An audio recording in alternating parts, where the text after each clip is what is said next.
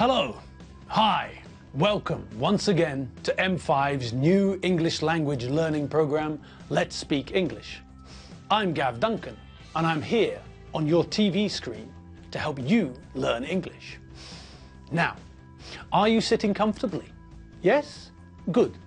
And are you ready for today's lesson? Yes? Good. Okay, well let's learn English together.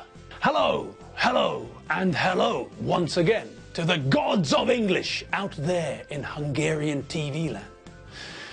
How are you today?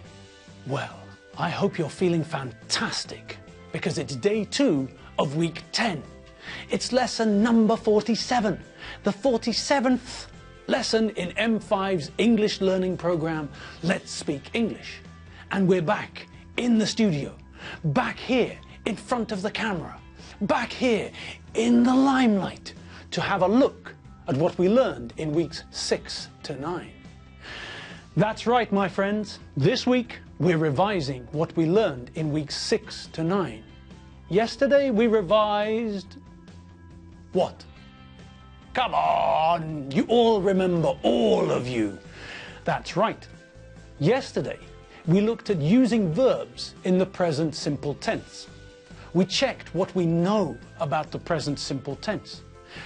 We use the present simple tense for things which are always true or which don't change. My name, for example. I'm Gav Duncan. My name doesn't change. Or where I live.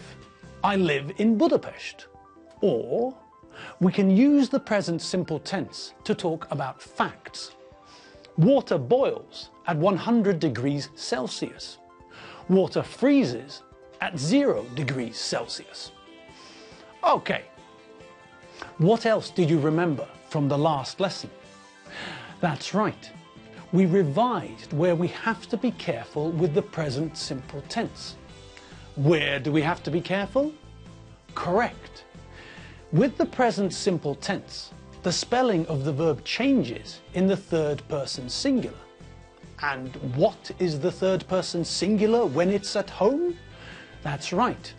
The third person singular is he, she, or it.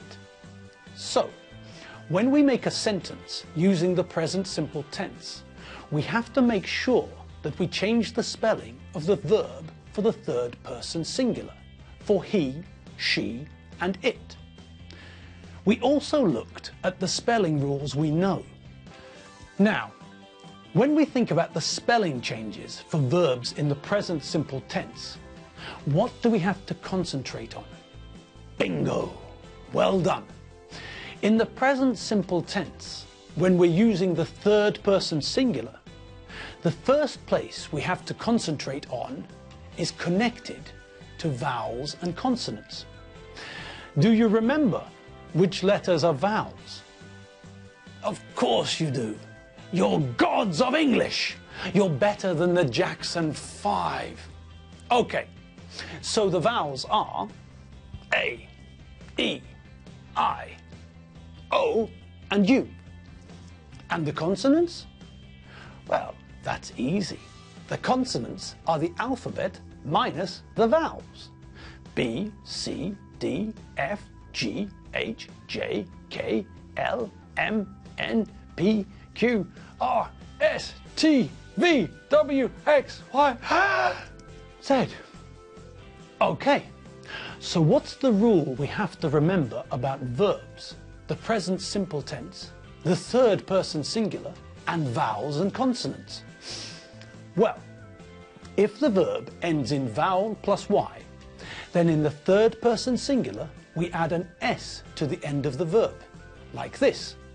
Let's look at the verb to buy. I buy, you buy, he, she, it buys.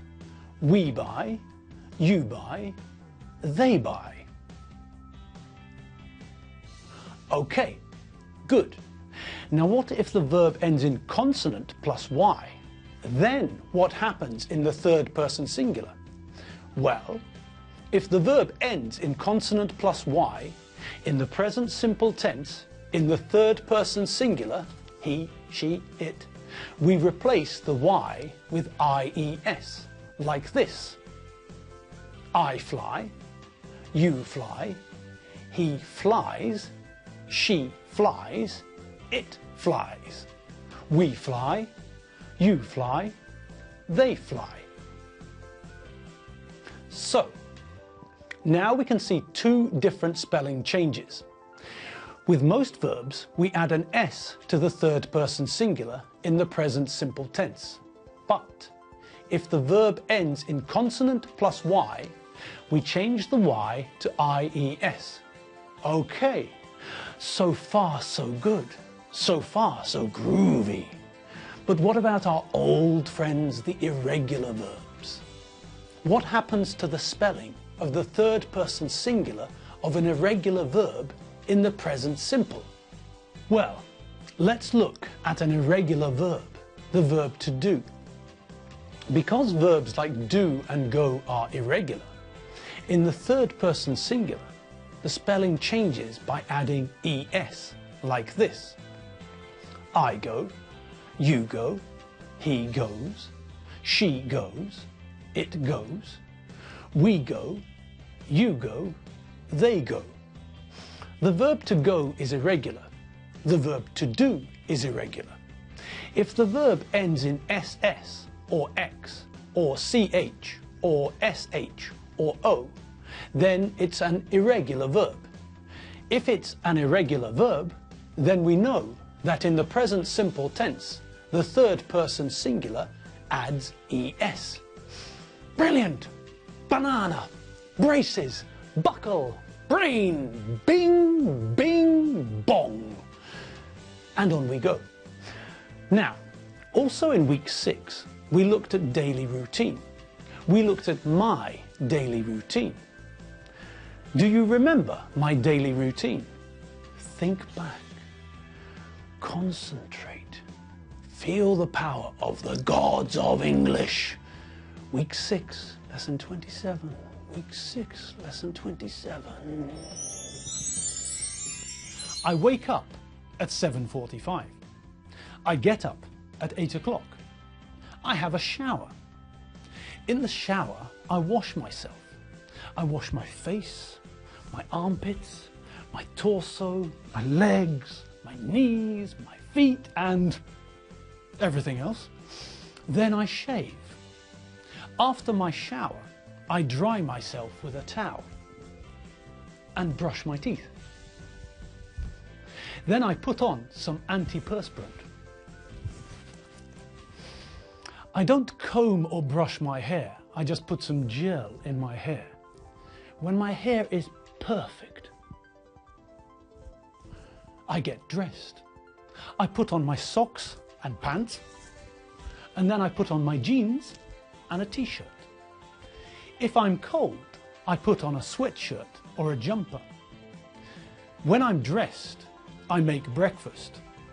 I cook eggs for breakfast. My wife, Evie, likes fried eggs. I like omelettes. We drink coffee and mineral water for breakfast.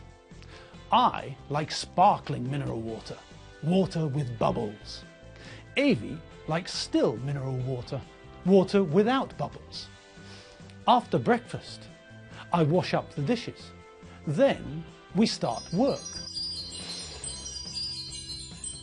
And we're back. Do you remember what we learned next? That's right. We learned how to make a negative sentence using the present simple tense. How do we make negatives with the present simple tense? Well, I'm sure you all remember. But let me tell you once again, to make a present simple sentence negative, we need to use don't or doesn't. We use the negative version of the verb to do when we want to make a present simple negative sentence. We use don't or doesn't and then add the verb in the infinitive. I like pizza is a positive present simple sentence. To make the sentence negative, we add the negative part of the verb to do, don't for the first person singular, and then add the verb. So, I like pizza becomes I don't like pizza. Simple. If the sentence uses I, or you, or we, or you, or they, we use don't plus the verb to make the negative version. If the sentence uses the third person singular, then we use doesn't to make the negative version. She likes pizza becomes she doesn't like pizza. Now, there's something else about negative sentences using the present simple, isn't there? That's right. We have to be careful that we use the infinitive after don't or doesn't. In a negative sentence, the third person singular doesn't change. The change is in the doesn't part, so we don't need to change the third person singular part. When we make a negative sentence for the third person singular, we don't add anything to the verb. We just use doesn't and then add the infinitive. Would you like to see that in a table? I bet you would. Think of the table from lesson 27. Think hard. Concentrate, concentrate.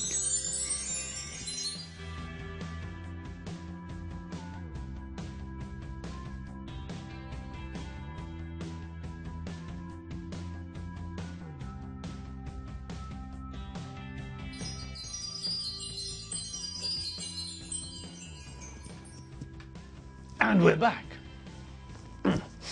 Great. So now we know how to make positive and negative sentences with verbs in the present simple tense. Groovy. We know that we have to be careful with the spelling of the third person singular when we make a positive sentence with the present simple tense. When we make a negative sentence, we also have to be careful not to change the spelling of the main verb. It's don't, do not, plus the infinitive for most forms, I, you, we, you and they, and doesn't, does not, for the third person singular, he, she and it. Then all we have to do is add the infinitive of the verb. Sit, cook, eat, speak. In week 6, we also looked at how to make a question using the present simple tense. When we make a question in the present simple, we also use the verb do, just like when we make a negative in the present simple.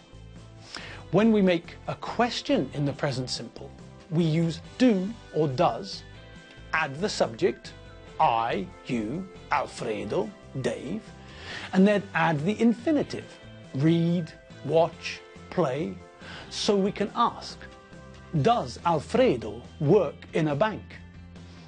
We start with the correct form of the verb do. I do, you do, he, she, it does. Then we add the subject. In this sentence, the subject is Alfredo. And then we add the infinitive, work. Simple. Would you like to see that in a table? I think it's a pretty good idea. Do you remember the table from lesson 27? Think back, think back. It was lesson 27 in week 6.